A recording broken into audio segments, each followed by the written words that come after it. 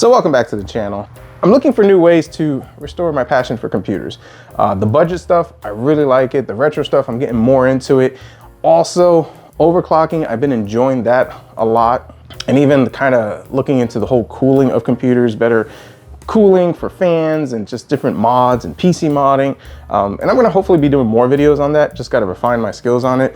But the other thing too is PC cases. Fortunately, PC cases are not too astronomical in price. They're relatively reasonable.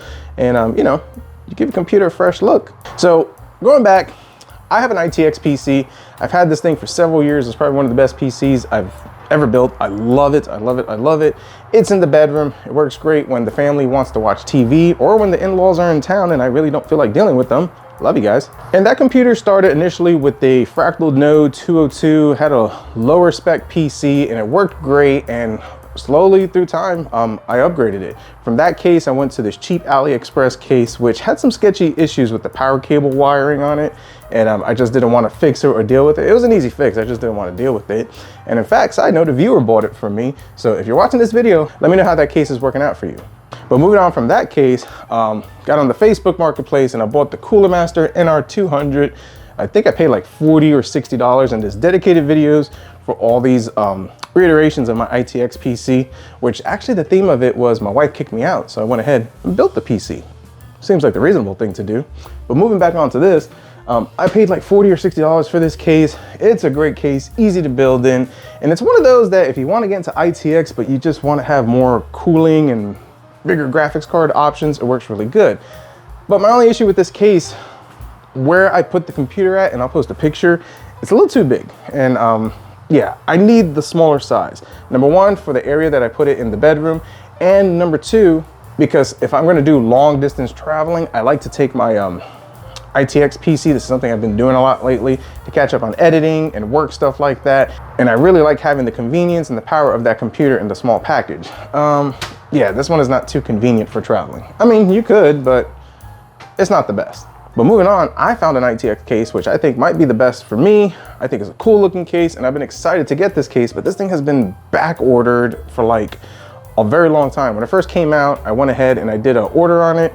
And now, I think that thing came out in October, November. I'll post when it came out. Now we're in February. It finally shipped and I got it. The Jonesbow NV210. It's $90, which I think is awesome. Looks really easy to work on. I like the look at it. We'll see when we open it up, but I think this might be the perfect case for what I'm looking for. Now it's bigger than that AliExpress case, which makes it easy to work on and more practical, but it's smaller than this, which allows me for travel.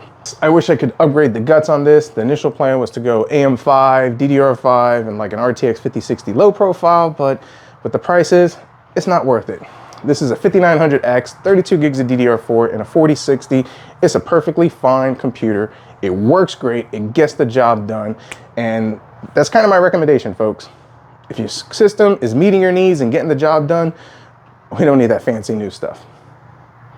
And if you do need newer computer hardware, second mortgage, multiple loans, a kidney, and you might be able to get a newer computer.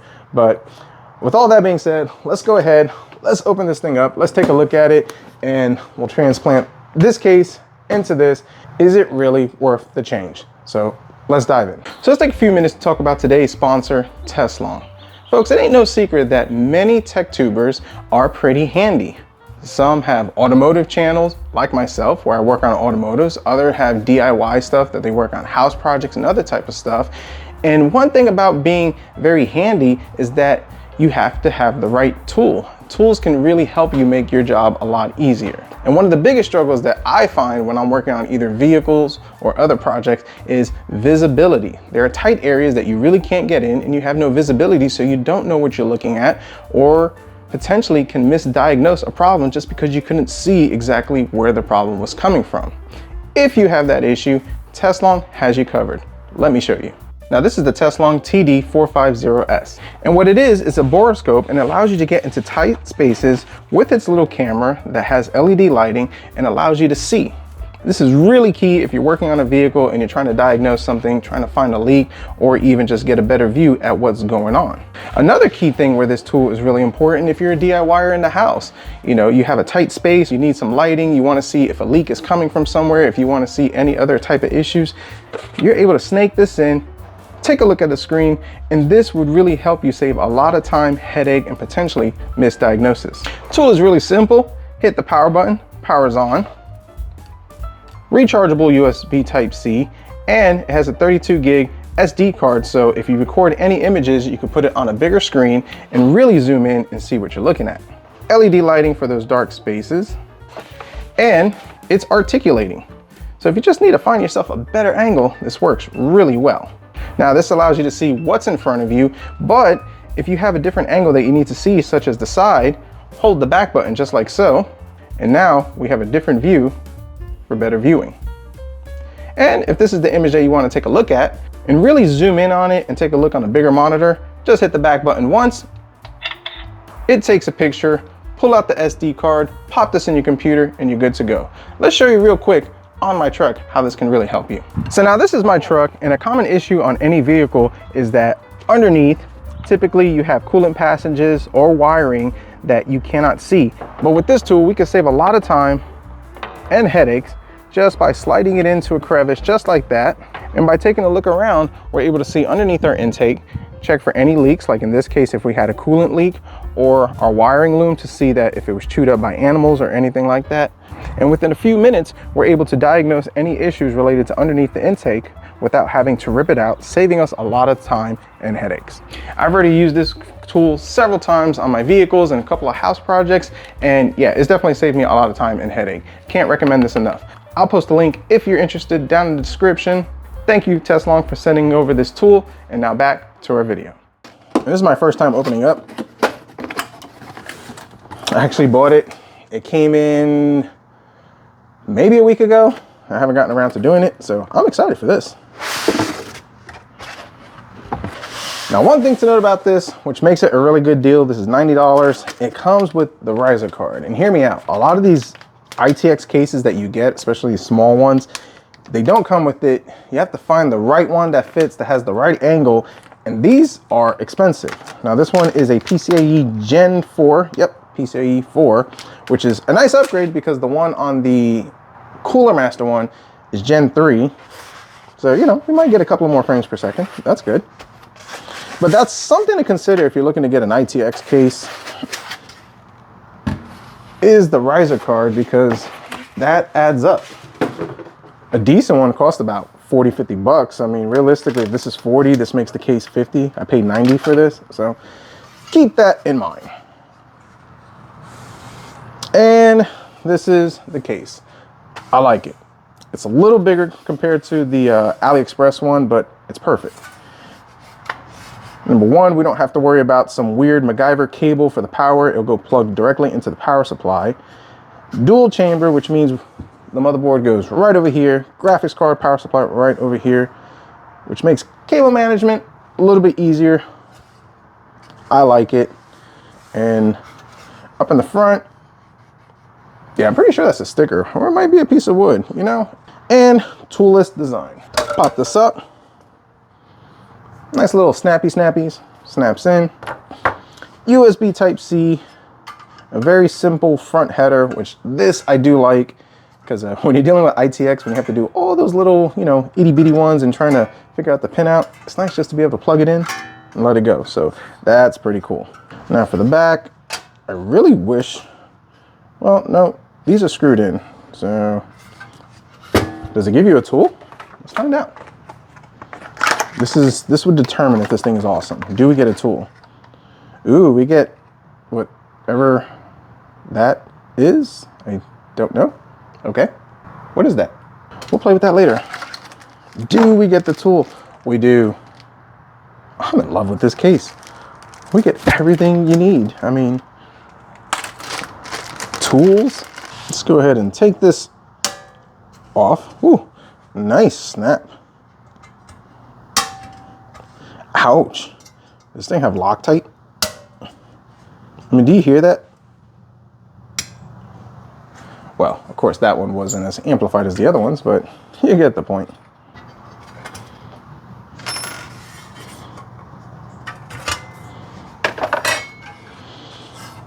All right, there we go. So power supply obviously will go right over here. So our 1U power supply will work.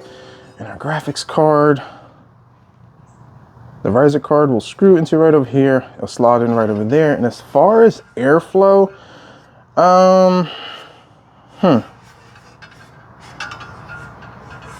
I mean, we got ventilation. We might be able to come up with something. I did watch a YouTube video of this guy who did some 3D printing, and I really need to get into 3D printing, where he 3D printed like a bracket to hold these small, I think it was 80mm fans, slim ones.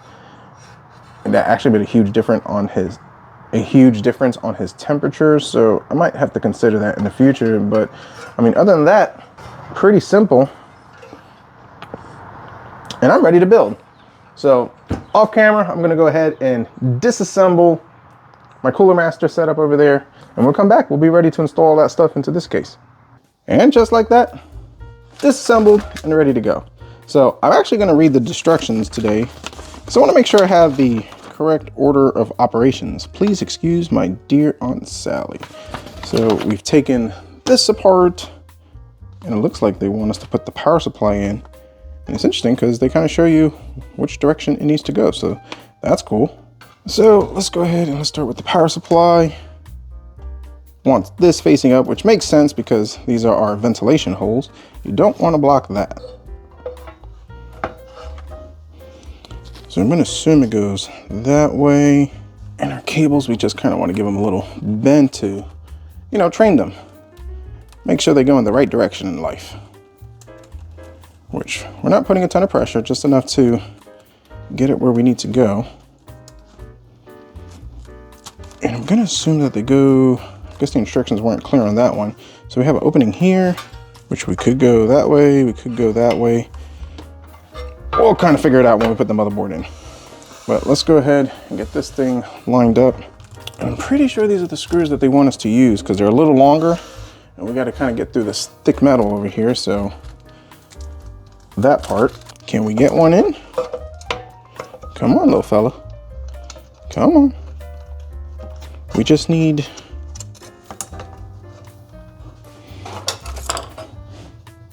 just one.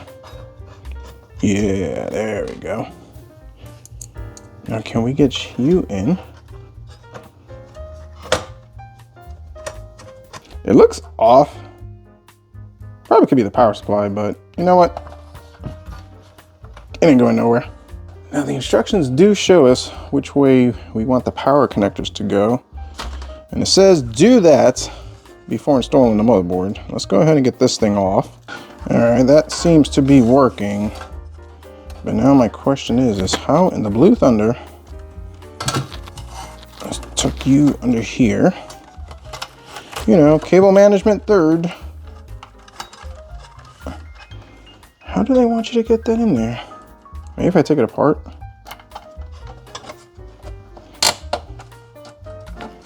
Yeah, take it apart, slide it in sideways, and it'll kind of wedge itself in place, you know, maybe. Now what we need to do is, our motherboard is gonna go this way. So you're gonna go that way.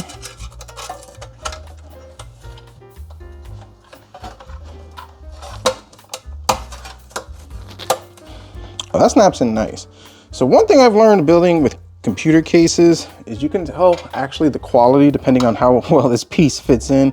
There are some cases that I guess the machining was not done 100%, and this just, it doesn't sit right, it sits too loose, it doesn't want to snap in. This one fit perfect, so kudos to that. You know, I don't think this goes here, if I'm being frank, because this is going to go this way. And I already potentially see an issue.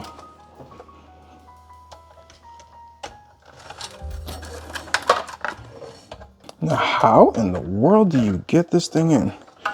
So these are not going to go here. There's no stinking way, which maybe I read the instructions wrong, which is possible. But these are going to have to go in through here to get through that. Which means now I gotta squeeze these things back out of here, which totally stinks. So yeah, that's gonna have to go through here. But now the $1,000,000 question is how in the world am I gonna be able to squeeze that motherboard in there? So let me read the instructions, take a look at it off camera, and we'll come back. So the instructions are not too clear on that. So we're just gonna kind of have to guess. It looks like this tray comes out, and it looks like that's gonna be the only way to properly do this. So let's get these guys out. Because this is gonna go that way. So if it goes that way, this has to go this way. So 1, 2.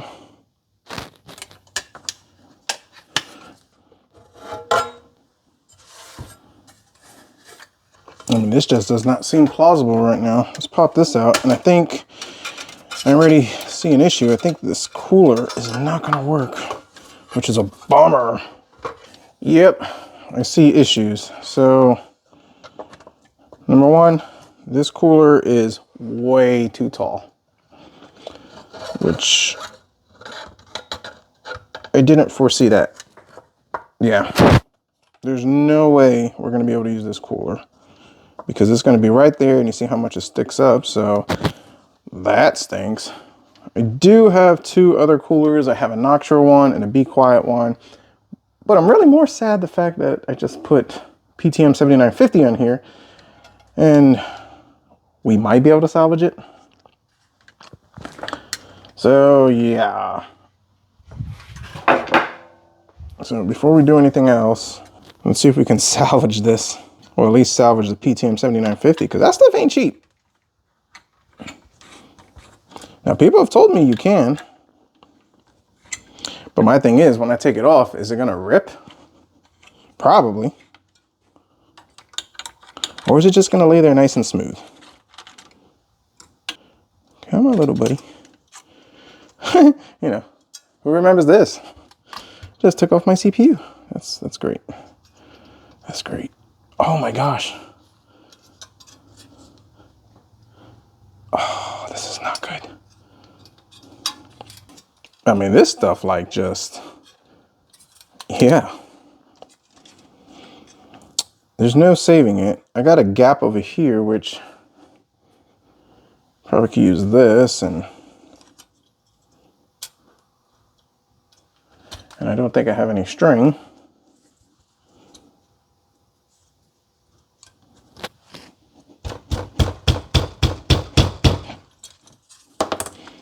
Wow, it's like glue. Oh boy. Not sure if I caught that on camera. I'm pretty sure I turned off the camera. But what happened was, using my barbaric method, which I'm sure if you guys saw that part of the video, cringe factor, yeah. I couldn't get the CPU separated from the heatsink. So I tried the fishing line method that normally works really good, but my fishing line kept on breaking. Tried to pry lightly, still wouldn't come off. I tell you what, that PTM 7950, it's like glue. I took a heat gun, started heating it up nice and easy, wiggling it back and forth, and it popped out, which was great. But unfortunately, it popped out and fell on the floor. Not so good. And I wound up bending a whole bunch of pins. Was very aggravated and frustrated. Didn't feel like turning the camera on, or maybe I forgot to turn the camera on. Either way, but I spent an hour and I got all these pins good to go. And yeah, I was able to save the CPU. This CPU has a little bit of sentimental value, or maybe a lot of it, because it was probably the first thing I ever bought with my YouTube money. When I was making, when I started making money with YouTube, I was always saving that money, just putting it in a savings account. And then I decided, you know what, I want to actually invest a little bit. And this was the first thing I bought. So Ryzen 9 5900X, awesome CPU, and I almost totaled this. But, you know, we got it back together, and using the razor method, just kind of going in between the rows, nice and easy, double checking, using your phone. That's the easiest way to do it too. Zooming in, a small flathead screwdriver. I was able to get the pins aligned. Now, you're not going to be able to get them perfect right away. You might see them slightly off, and the way I kind of circumvent that is I take it and I just try to slide it in by each corner, little by little, until it starts popping in nice and easy. Then I go to the next corner and so forth. And eventually I get it to the point where, and you don't want to force this in, it sits perfect. So this thing is sitting perfect and the pins are not bent. Now keep this in mind too. And I had this happen to me one time. I popped it in, I was good to go, turned it on, and I wasn't getting a post. And I'm like, what in the world? Took it back out, and one of the pins actually bent in between where the pin sat or something like that. But either way, it wasn't making contact, and I thought it was good, missed it, and then I had to go back and bend it. Be gentle bending it. If you go back and forth too much, you can break the pins off. So now that I've spent an hour of my life doing that, we can try to figure out what our cooling system is. And plus, on a great part, the little human that I'm responsible for, she spilled soda all over this keyboard. I've taken it apart, I've cleaned it, wiped everything down with isopropyl alcohol. So hopefully and I love this keyboard, the Asus RG Strix Scope 2 96 wireless. Hopefully she's still good. I'm gonna let it dry for a little bit and see if she comes back. The good thing is we didn't turn it on, or it wasn't on when it happened, so there's a high chance that we could have saved it. But as her punishment, now she has to clean all those keys. So I think that's fair. Okay, so where were we? That's right, bent pins, checked. Soda on the keyboard, yep. And now we need to figure out my cooling solution. So I need to take this thing off because this is not gonna work. And I kind of answered my own question here. So this is the cooler. This is the PTM 7950. I mean, if you take off the heatsink, you can reuse it because the bond's pretty good. But I can't reuse this one because, well, we're not using this heatsink and it kind of flipped over, so. Yep. I dare say that if it was still on the CPU, we'd be good to go. So a lot of people have mentioned that in the comments. Let me know your thoughts. But anyways, moving on. So a little bit of research later, and I think we're gonna go with the Be Quiet one. Just from the reviews and information that I read, this one has a 100-watt TDP. This one is a 95-watt TDP, so we want the more headroom, even though this is a 105-watt TDP CPU, but we can undervolt it, and this one's supposed to be quieter. There's a Thermalright one, and Noxtra actually makes a better version of this. Not sure if they will fit, but for now, we'll go with this. We'll give it a shot. I'm just gonna use thermal paste. That was the last little bit of PTM 7950 I had, so yeah. And I'm not 100% sure if I'm gonna keep this cooler or look into the Noxtra one. They have one that's a little bit taller. I don't know if it's too tall for this case. So I'll have to do some homework on that. Let's find some thermal paste. We are gonna use this MX6. Hopefully I have enough. Yep. Probably way too much, but it's fine.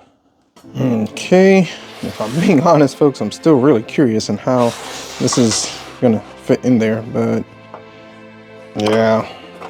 Okay, so that goes in like that, which means the motherboard is gonna go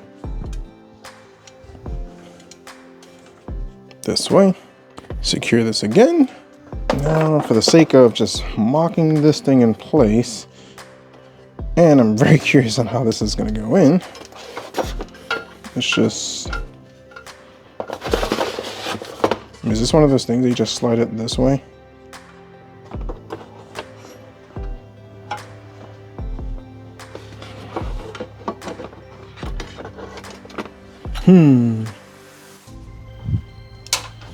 It keeps hitting this, so let's take this apart.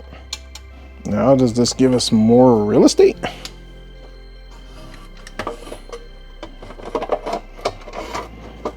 Kind of does.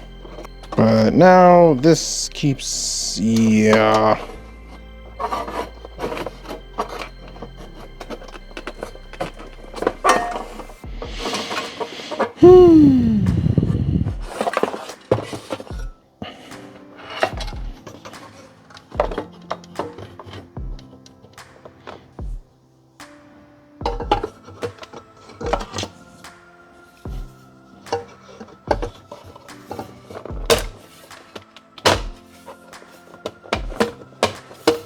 Yeah, that don't fit either.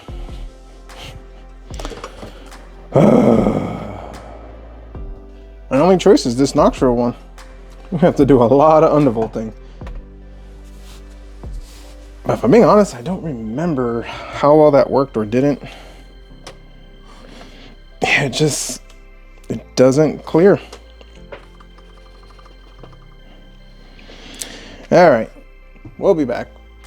All right, what is it? Round 10 now? Okay, so Noctua it is. That's cool.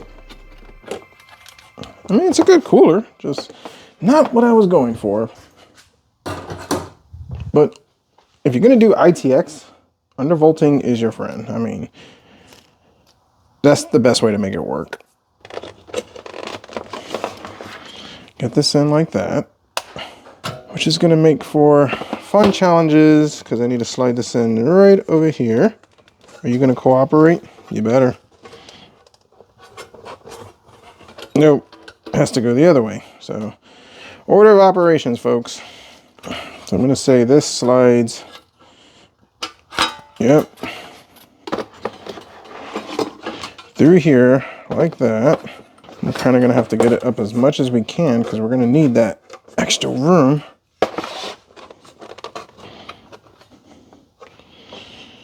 Okay, this, I need you guys to hang out over here.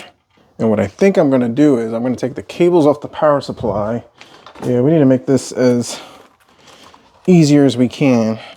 And I think it's the P4, which is this one for the CPU. And what I'm thinking is feed this cable through here.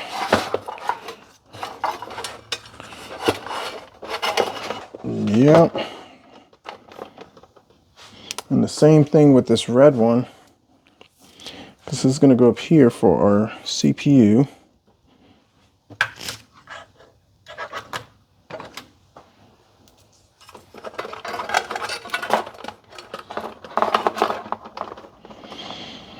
I might have created more issues, or this might work. So now, let's see if we could get this thing in.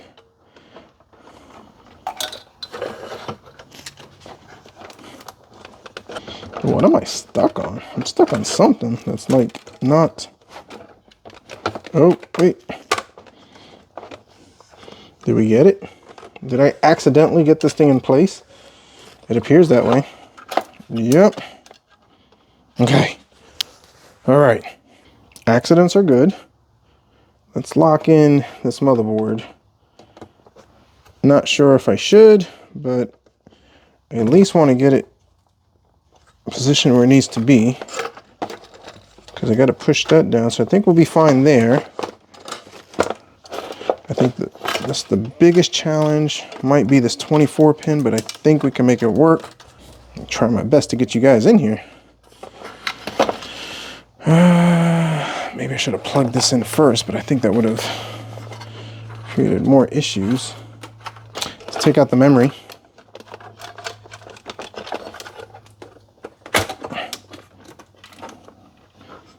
And I think we could just kind of squeeze this enough.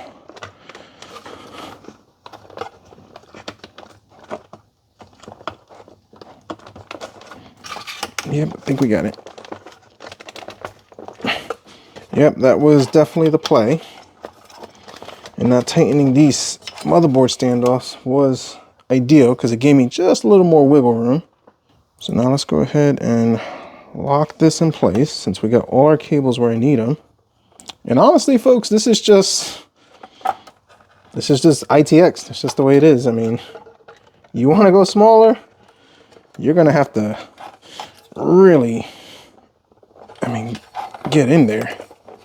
And this is why if you buy an ATX case, it's good to have the bulk header like that, because we can slide that in right there without any issues. All right, now let's pop in our 2 sticks of memory. Another suggestion for you people that are diving into this ITX stuff, bench test this stuff before you build it. Because if it don't work, you got to take it apart. Now, this computer was working before I took it apart, so, you know, we're cautiously optimistic that it's gonna continue to work after all this. Now to the other side. Yes, that's right, the other side. Go ahead and get this thing in place. Now let's go ahead and plug in cables for this power supply.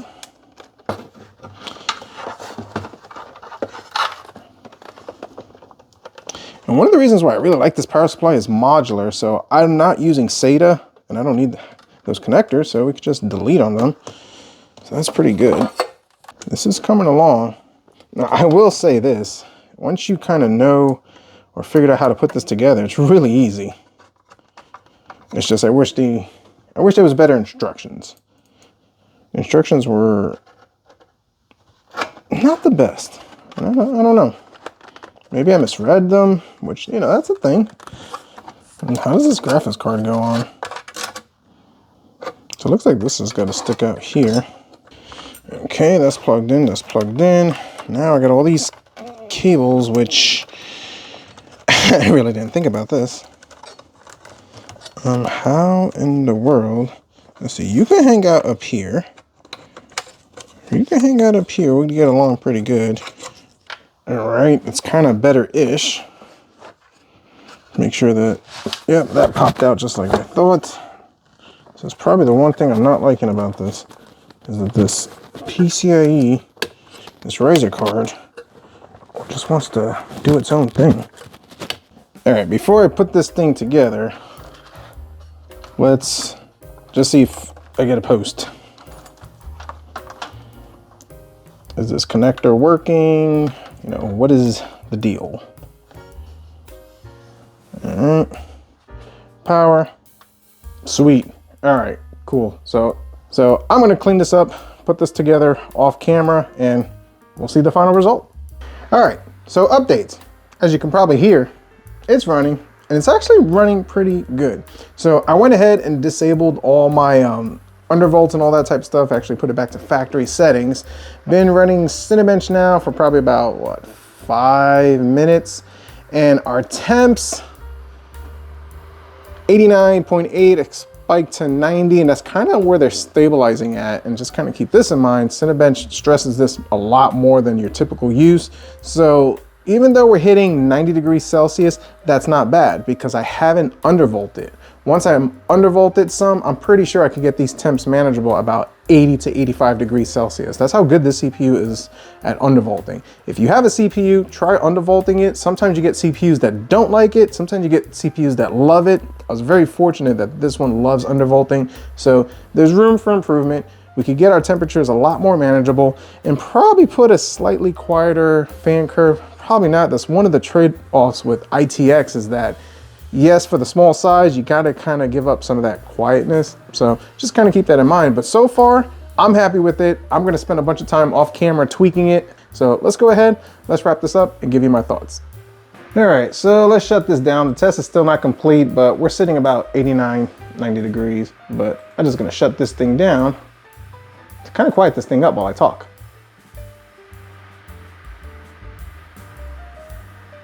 And instantly our temperatures are dropping. And at idle, and I don't think I mentioned this in the last scene, idle we were sitting about 48, 45 degrees Celsius, and like just browsing the internet and just normal stuff like that, it spiked up to about 60. So actually not bad for a little bit cooler. So that works out pretty good. So let's go ahead, minimize this, close this up on top, and here we go. So the Jones Bow NV10. I've been wanting this case ever since it came out. I thought it was the coolest looking case, and yeah, definitely something I wanted to use for my ITX build. What are my thoughts after building into it? I still love it. The size is perfect, the case looks great, and it's gonna look so much better and fit better in the bedroom. But there are the trade-offs. So first, obviously noise. As you can see, we went from a 240 millimeter AIO, and even going from that Scythe Big Shuriken 3, which we couldn't fit in there, and we couldn't fit that Be Quiet one in there. We're using this Noctua, the NHL9A. If I'm wrong, I'll correct myself on the screen. A decent cooler, but it would have been nice to at least use that Be Quiet one because it had a little more headroom. But I mean, it gets the job done, and that's something to consider with ITX, is that you do have limitations in cooling efficiency. Now, the dual chamber aspect is actually pretty good. The graphics card sits right over here, so it's sucking in all the fresh air, exhausting in the back, so it's actually pretty nice on that. And some of the issues that I see with ITX cases is that a lot of that hot air gets sucked in by the graphics cards, and it can toast up, the CPU can toast up the graphics card. I've seen that a few times. It's pretty nice that I don't have to worry about that with this. And for the back, motherboard fits perfect. Everything looks good back here. And what I like is the Noctua fan and that 1U power supply.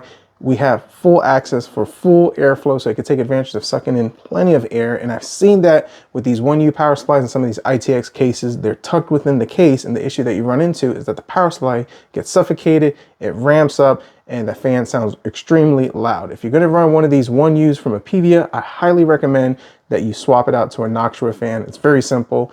I have a video if you're interested. All right, so I just want to take another look at these instructions before I wrap all this up. Okay, so yeah, 1 was remove the panel, 2 was the power supply installation, 3 was the cable management, which made no sense the way they wanted to do it, 4 motherboard, 5 graphics card, and yeah, that order didn't work, at least not for me. I mean, yes, remove the panels, but number 2, mounting the motherboard, and then since this power supply, this 1U power supply was modular, connecting the cables, feeding them through cable management.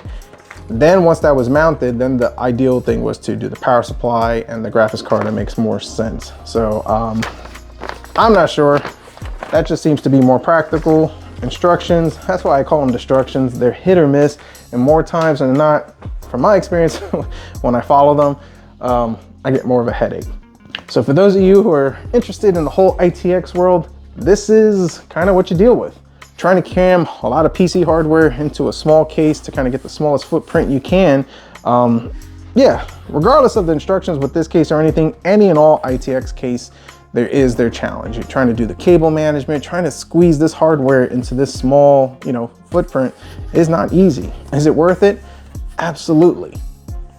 Number 1, you got a PC that you can travel with if you're into that type of thing. I do it every now and then, not a lot, but mostly I got a gaming PC that's tucked away in my bedroom that doesn't take up a lot of space and just leaves a small little footprint. So that's actually pretty nice. Ever since I've gotten into the ITX world, I enjoy it. I think it's great. This case, I mean, the quality is fantastic. Building in it is not as bad once you know the order of operation. So I definitely highly recommend this case. Looks really good. And yeah, for $90, I think it's good bang for the buck, and I definitely like it. Now with ITX, like I said, there is trade-off. We lose cooling efficiency and all that type of stuff, but I consider that a challenge. So with all that being said, comment down below, let me know your thoughts, concerns, criticisms. What are your thoughts on the Jonesbow NV10 case? Do you like ITX? And what are you doing during this crazy computer times where things are ridiculously expensive to kind of get by, whether you're selling or just trying to enjoy tinkering with computers? If you like this video, definitely hit the like button, subscribe if you're not, and as always, we'll see what we come up with next.